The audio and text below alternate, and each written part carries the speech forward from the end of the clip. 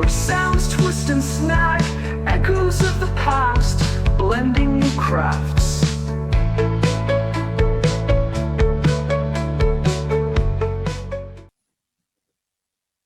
Hello everyone. Well, this time I have another vintage receiver on my bench. And now it has known problems. The right channel is totally dead and the radio is not working at all. And that's what I have been told. When I tested the radio, sometimes it works, it sounds okay, but then suddenly it's just quiet. So there is something really wrong with that. And other thing, this amplifier has got also the SDK module inside it, or even two of them.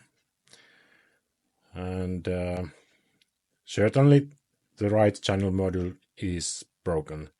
Someone has taken it out previously. It's not shorted in the place, and it is very obvious that is shorted. I think we will take a gamble. I looked out eBay and found a nice, decent seller. He has got many of those modules in his stock, and I ordered two of them. The reason being two, because the left channel also acts up and it makes some horrible interference noises when I'm operating it. So if I'm ordering one good module, so I can't leave the left channel making horrible noises. The receiver is Sony STR 7025. Decent, nice, and very good looking vintage receiver.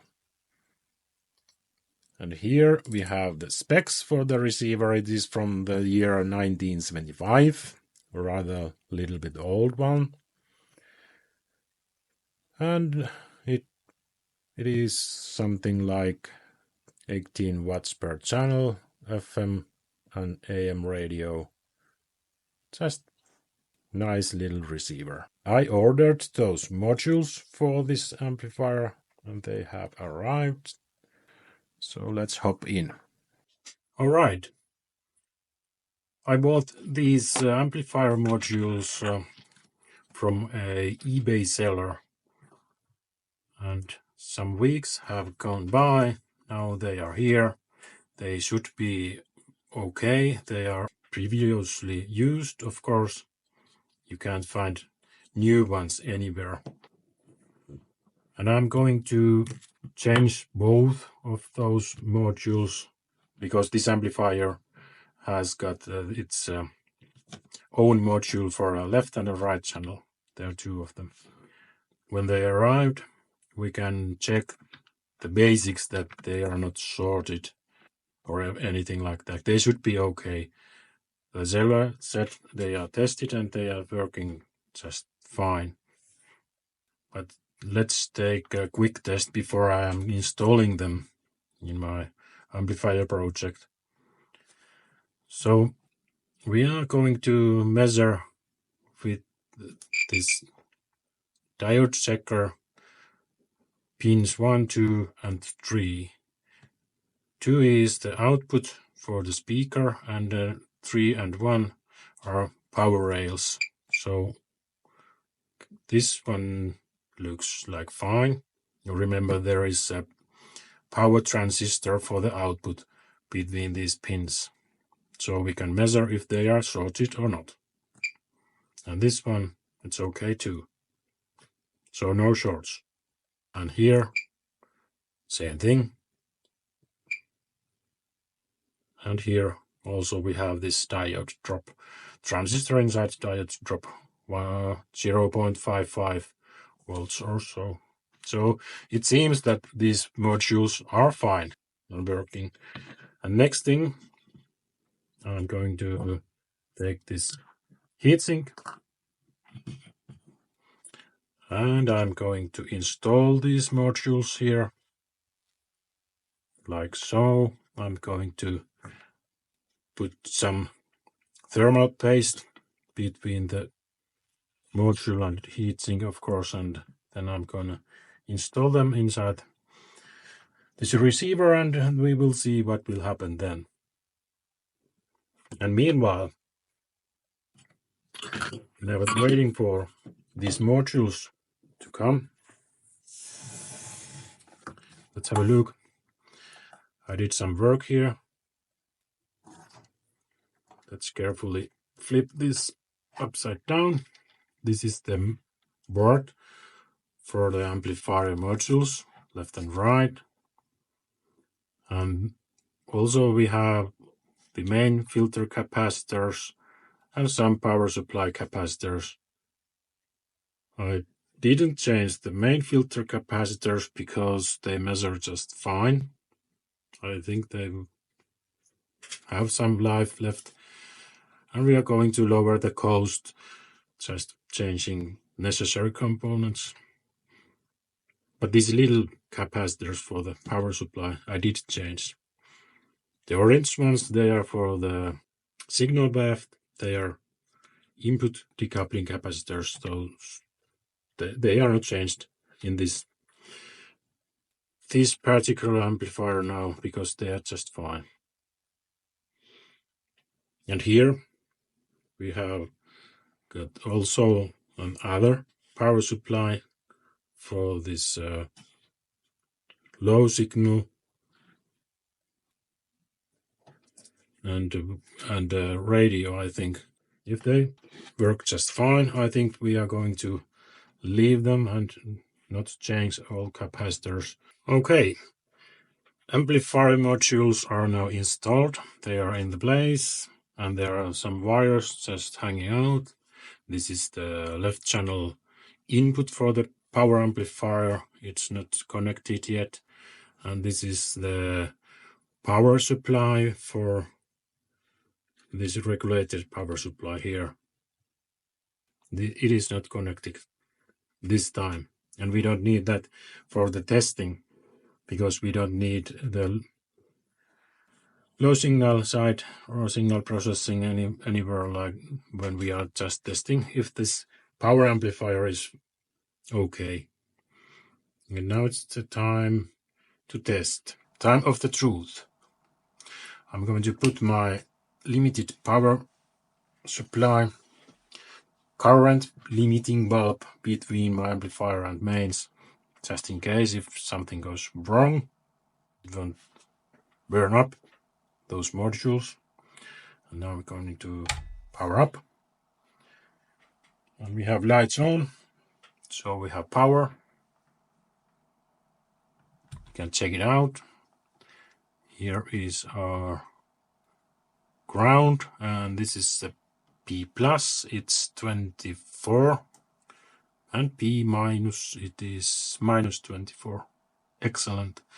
And we are going to test the outputs. Amplifier outputs, we have to be sure there are no DC voltage on the output before I'm going to install any speakers. It's quite a good 62, 63 millivolts. Could be better, of course, but we do not have any kind of zero adjustment in this amplifier. We just got, but it is what it is. We can't adjust. And the other channel is a little bit better. It's 24, 25 millivolts. Acceptable. It's not gonna hurt your speakers, but anyways,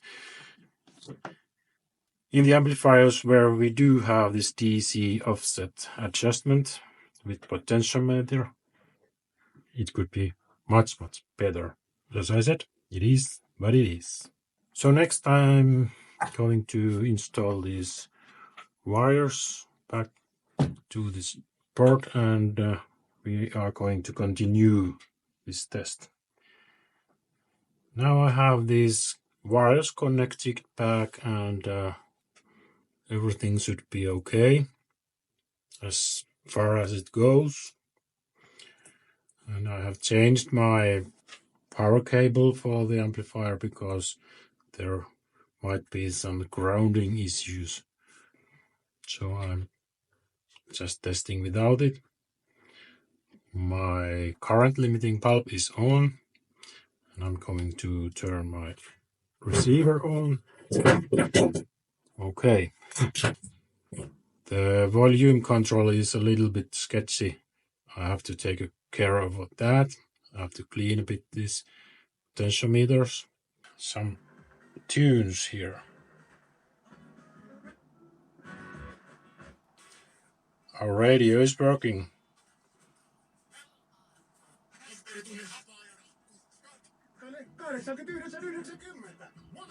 Balance control is okay. Are you ready? Yes, both channels are working fine now. So I suppose it was a success so far. But we do have some issues. As I mentioned, this volume potentiometer needs cleaning. I think there is some intermittent problem with the radio also. If I touch here, it goes blank. Now there's nothing. So I have to check out that too. And I found the problem with the radio. It was soldering here in the tuning capacitor. It's a little bit a tricky place here, also here. Those solderings, they were old and cracked somehow, so they caused that. That radio sometimes it works, sometimes not.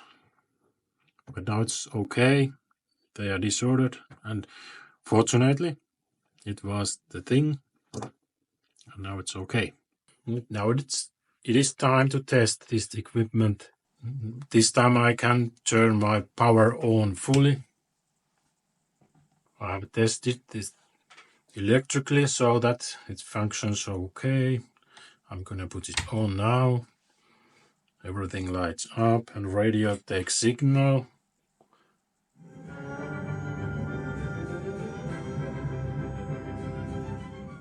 And yes, there is definitely some tunes. We have got sound. That's good news. I think this one is working just fine now. Of course, I am going to test the other inputs also and check that everything is okay. What comes to the power supply capacitors for the regulated power supply, I don't see any reason to change them because they are just physically fine and they measure fine.